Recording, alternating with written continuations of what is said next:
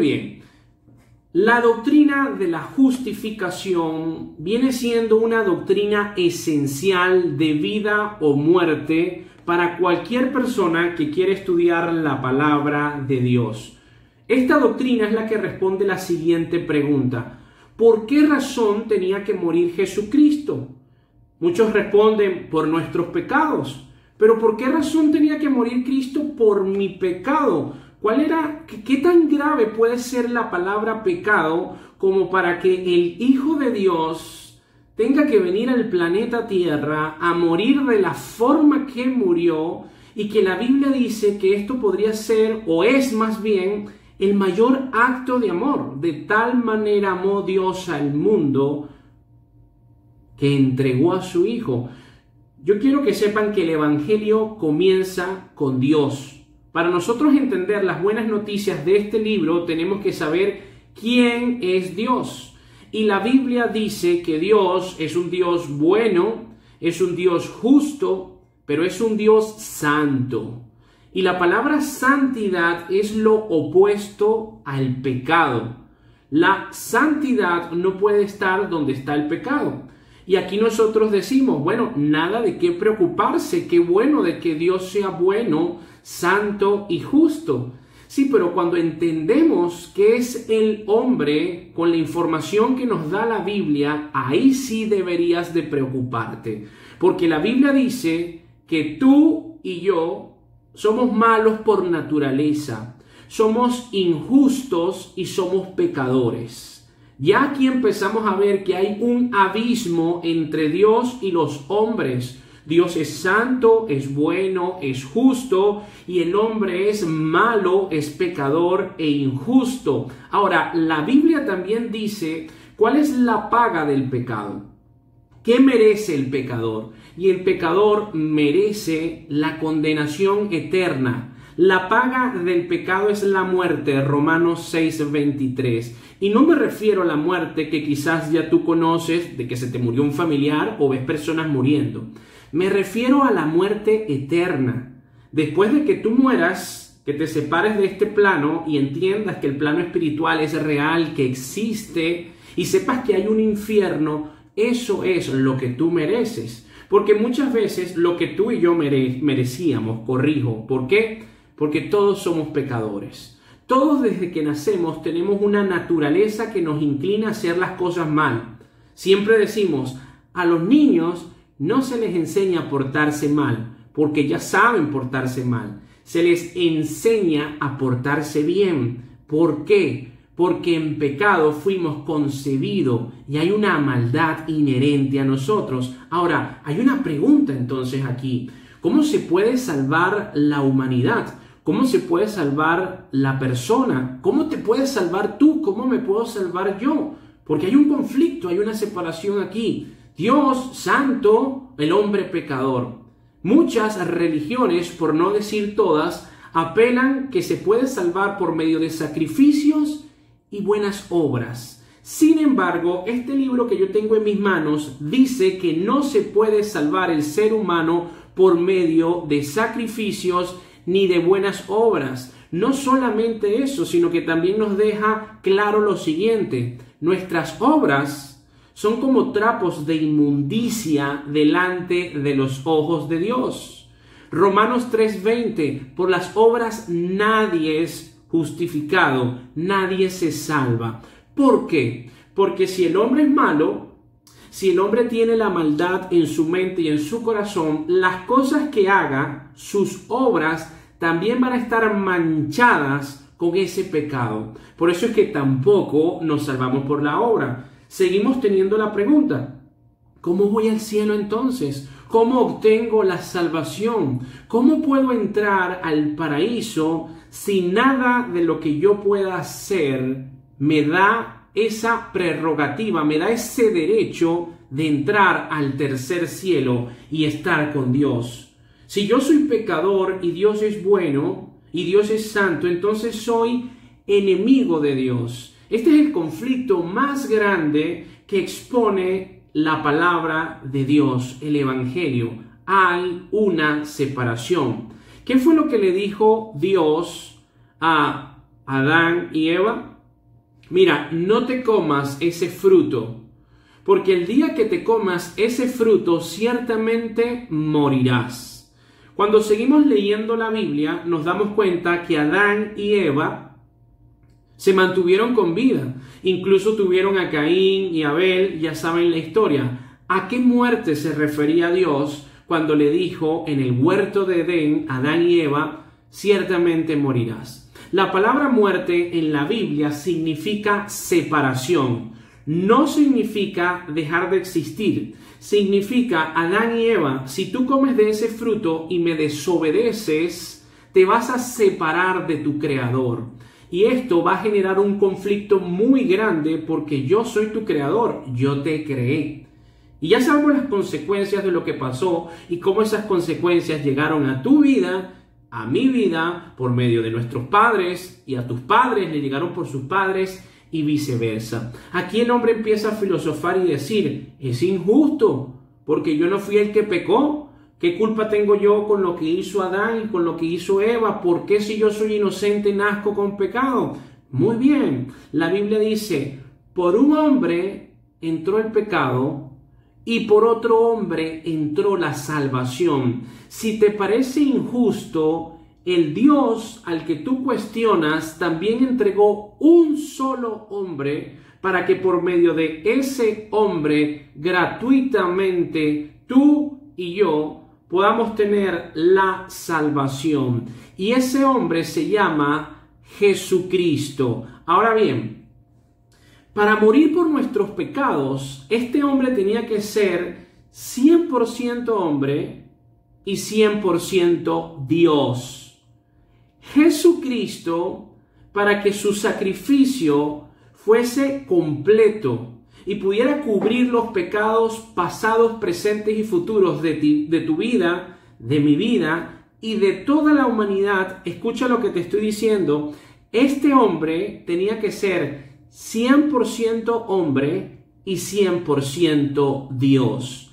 En la Biblia a esta doctrina se le conoce como la unión hipostática. Quiere decir, la unión hipostática quiere decir dos naturalezas, una naturaleza humana y una naturaleza divina en una sola persona. Y esa persona es Jesucristo. Ni en el cielo, con cualquier ser angelical, ni en la tierra, con cualquier ser humano, pueden tener la unión hipostática. Solamente Jesucristo llegó a ser 100% hombre y 100% Dios. Dos naturalezas en un mismo ser. Aquí es donde se estrellan los testigos de Jehová y aquí es donde se estrellan cualquier persona que diga que cree en Cristo, pero no acepta que Cristo es Dios. Porque no entienden que muchas de las palabras que Cristo dejó aquí hay que comprender en qué naturaleza estaba Dios aquí. ¿Qué pasó después de que Cristo murió y resucitó? Cuando empiezas a entender la Biblia te das cuenta que no tiene contradicciones, sino que hay una arista por acá, otra arista por acá y hay que estudiarla sistemáticamente para reconocer que Jesucristo es Dios. Vamos a seguir fundamentando esto. Si una persona tenía que morir por todos los pecados de la humanidad, pasados, presentes y futuro, esta persona no podría ser un cualquier humano finito, frágil o únicamente una persona divina, pero no Dios. ¿Por qué? Vamos a fundamentarlo con la Biblia. Vamos un momento a Jonás, capítulo 2, versículo 9. Anota por ahí porque la idea es que tengas un bolígrafo y que empieces a anotar para que lo memorices y lo tengas en tu mente y cuando vengas personas a querer debatir, tengas argumentos sólidos, llenos de la palabra. Jonás 2:9 dice, mas yo con voz de alabanza te ofreceré sacrificios, pagaré lo que prometí, la salvación es de Jehová. La salvación es de Jehová. ¿Quién es Jehová? Jesucristo. Y los testigos de Jehová no aceptan a Jesucristo como Dios. Qué interesante. Salmo 3:8. Salmo capítulo 3, versículo 8. La salvación es de Jehová. ¿Quién es el Salvador del mundo? He aquí el Cordero de Dios, que quita el pecado del mundo. ¿Quién salvó a la humanidad? ¿A quién se le conoce como el Salvador? Jesucristo. Jesucristo vino a salvar a la humanidad. Él es quien da la salvación. Ahora, para seguir argumentando que la persona que tenía que morir debía ser 100% hombre y 100% Dios, hay que entender lo siguiente. El que muriera tenía que dar su vida. Ahora, solo Dios tiene vida. Nosotros no tenemos vida. La vida que tú tienes, el aliento que tienes ahorita, cuando tú me estás escuchando, pero al simultáneo tus pulmones están trabajando y están bombeando oxígeno y tu cerebro está poniéndose ahí, haciendo sinapsis para entender todo lo que yo te estoy diciendo, eso no te pertenece, no es inherente tuyo. ¿Por qué? Porque tú no decidiste nacer.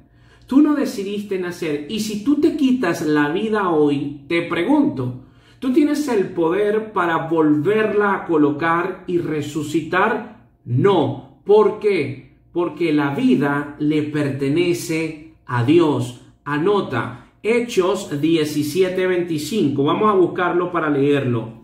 Mientras tú anotas ahí. Hechos 17:25. ¿Qué dice aquí? Ni es honrado por manos de hombre como si necesitase de algo, pues Él es quien da a todos vida y aliento a todas las cosas.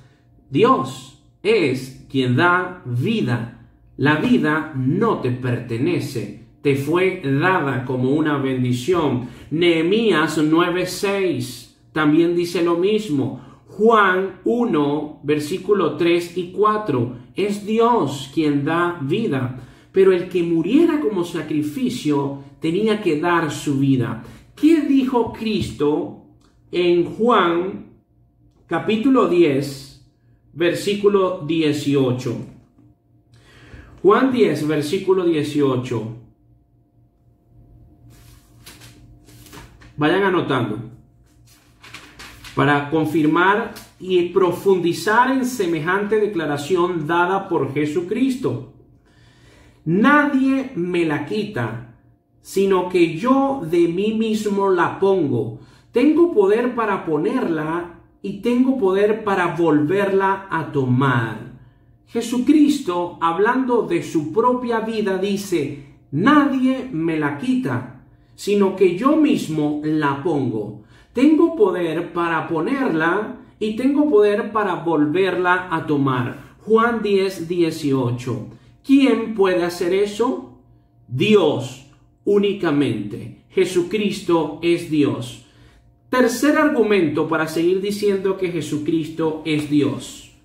Solo Dios puede soportar la ira de Dios. ¿Entiende esto? Voy con calma. Solo Dios puede soportar la ira de Dios. Hay ejemplos en la Biblia de la ira de Dios. Número 1, un diluvio. El planeta Tierra fue inundado y todo murió. Niños, jóvenes, ancianos, adultos. Solamente 8 personas se salvaron. ¿Quién puede soportar la ira de Dios? Solo Dios. Segundo ejemplo, Sodoma y Gomorra. Tercer ejemplo, el infierno. ¿Qué persona puede decir, yo no voy a escuchar tus consejos, yo no voy a escuchar tu palabra y yo te digo a ti, Dios, que yo no voy al infierno porque yo voy a vivir como a mí me dé la gana? Eso no es lo que la Biblia dice. Para que tú entiendas lo que es la ira de Dios, si tú eres venezolano, el Ávila completo se derrite ante la ira de Dios. Las montañas de todo el planeta Tierra se hacen polvo ante la ira de Dios. Los mares, los ríos, los roques, tucacas, todo se seca ante la ira de Dios. Solo Dios puede soportar la ira de Dios. Y cuarto argumento para saber brevemente que Dios es Jesucristo, que Jesucristo es Dios, es el valor incalculable de Cristo. ¿Por qué? Porque si un ser tenía que morir por todos los pecados de la humanidad, pasados, presentes y futuros, estamos hablando de millones de personas, y a ti te parece injusto. Hay muchas personas que me dicen, entonces aquí hubo un favoritismo. Me parece que es injusto que tanta maldad sea perdonada por unas horas de sufrimiento por Cristo, porque simplemente sufrió menos de un día, sufrió simplemente unas horas. Entonces, ¿cómo unas horas de sufrimiento pueden perdonar los pecados pasados, presentes y futuros de toda la humanidad? Lo que no has entendido es lo siguiente. Tenemos una balanza. En este lado de la balanza, tú vas a poner todos los seres humanos del planeta Tierra. También vas a poner en esta balanza todos los seres angelicales, ángeles, serafines, querubines, arcángeles. Los pones aquí. Pones todos los animales, pones toda la creación hermosa. Tú lo pones aquí. Y en el otro lado de la balanza vas a poner a Jesucristo. El valor de Jesucristo es infinitamente muchísimo más elevado que todo lo que pusimos en este lado. Es incalculable, es infinito, y que esto con tanto valor decida voluntariamente venir a este planeta Tierra a morir por renacuajos, por personas frágiles, soberbias, orgullosas, egoístas, como tú y como yo, es un acto demasiado asombroso, lleno de gracia y de misericordia. Para profundizar y seguir profundizando de que Jesucristo es Dios, no nos alcanzaría todo el video que vamos a hacer. Prometo más adelante seguir entregando argumentos para decir Cristo es Dios. Y el que estudie el Evangelio o el que crea en Jesucristo y se atreva a decir que el Señor no es Dios, no está conociendo el Evangelio. Vamos a continuar entonces con la justificación. Dios, los hombres, un abismo de separación. Alguien tenía que morir separado y desamparado de la presencia de Dios. ¿Qué dice el libro de Gálatas, capítulo 3, versículo 10? Para poder entender que todos los seres humanos antes de Cristo estábamos bajo maldición. Gálatas 3:10 dice, porque todos los que dependen de las obras de la ley están bajo maldición, pues escrito está, maldito todo aquel que no permaneciere en todas las cosas escritas en el libro de la ley para hacerlas. La ley se puede referir a los 10 mandamientos o a los 5 libros primeros de la Biblia que se conoce como el Pentateuco. Vámonos con los 10 mandamientos. Tú puedes cumplir, hay 10 mandamientos. Tú dices, bueno, pero yo cumplo 8 nada más. Estás bajo maldición. Tú puedes cumplir 9. No cumples 1, estás bajo maldición. Te lo vuelvo a leer. Maldito todo aquel que no permaneciere en todas las cosas escritas en la ley. Ningún hombre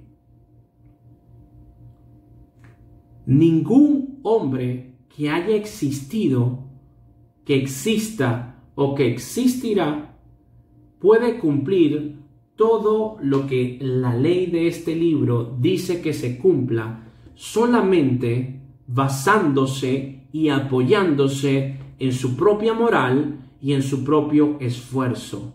No lo puede lograr. No es cierto, no es cierto, no es cierto. Porque si lo logra, entonces el sacrificio de Cristo fue innecesario. Por eso es que estábamos bajo maldición, no por obras, para que nadie se gloríe. Por eso es que decimos, desde que nacemos hay pecado, hay maldad. Y hay que entender, un mal pensamiento es pecado. Egoísmo, rencor, orgullo, envidia es pecado. Un mal pensamiento es pecado. Y entonces estamos acorralados. Decimos, wow, no tengo salida, no es por obras. Desde que pienso y me levanto estoy pecando porque pensé mal por el vecino, porque estoy hablando en contra de mi otro vecino, de mi hermano, de mi amigo. Siempre estoy hablando por mi boquita, sacando sapos y culebras. Hermano, literalmente estoy fregado. ¿Cómo puedo hacer? Estoy arrinconado. La Biblia me arrinconó. Gálatas 3:13. Cristo nos redimió de la maldición de la ley, hecho por nosotros maldición, porque está escrito, maldito todo el que es colgado en un madero. Si tú entendieras con profundidad lo que significa este versículo, tu alma en este momento estuviera afligida por el amor a Jesucristo, para que tú me puedas entender lo que significa esto. Si tú eres padre o madre, imagínate por un momento a tu bebé. No importa que ya sea grande, imagínate cuando estaba pequeño, hermoso, tierno, lindo, la consumación de un acto de amor. Bueno, ahora que ya lo tienes concebido aquí en tu mente, a ese ser sublime, entrégalo voluntariamente para que sea despedazado por asesinos, por prostitutas, por idólatras, por fornicarios, por egoístas, por soberbios, por orgullosos. Eso fue lo que hizo Dios por ti y por mí.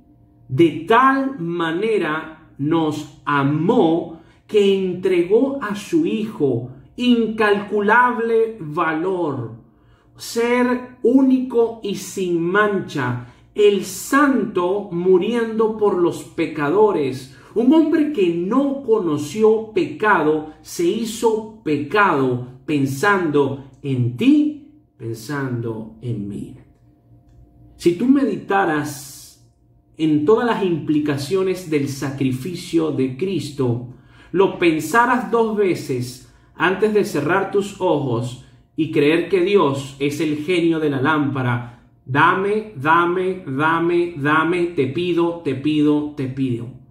Si tú entiendes lo que Cristo ya te dio, estabas perdido.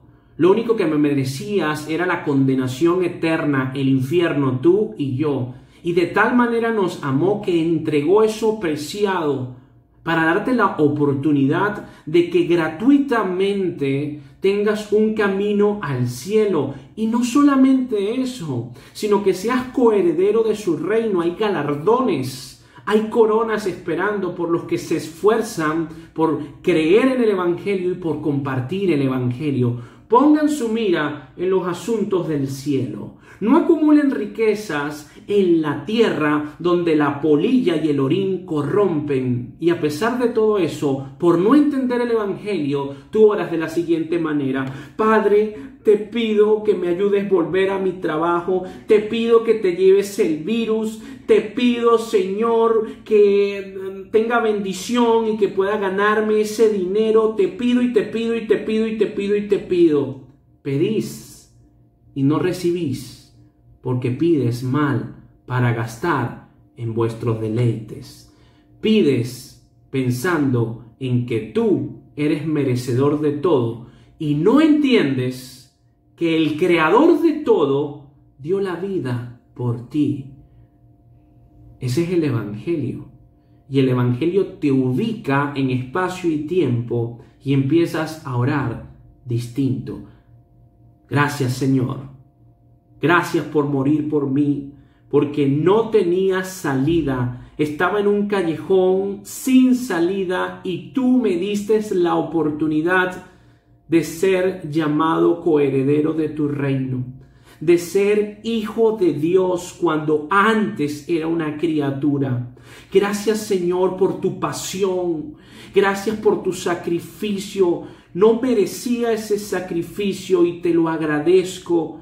Padre, gracias. Bendito sea tu santo nombre. En este momento que estoy atravesando tribulaciones, que cada día el mundo está peor, malas noticias, crisis, caos, pandemias. Señor, yo te ruego que no me desampares, que seas tú mi fortaleza, mi castillo, y que se haga tu voluntad aquí en la tierra como en el cielo, Señor. Si por medio de todas estas desgracias tu palabra se va a levantar y tu nombre va a salir brillando como debería de ser, Señor, lo único que te ruego es que me des fortaleza para mantenerme en pie, porque para mí el vivir es Cristo y el morir es ganancia. Amén.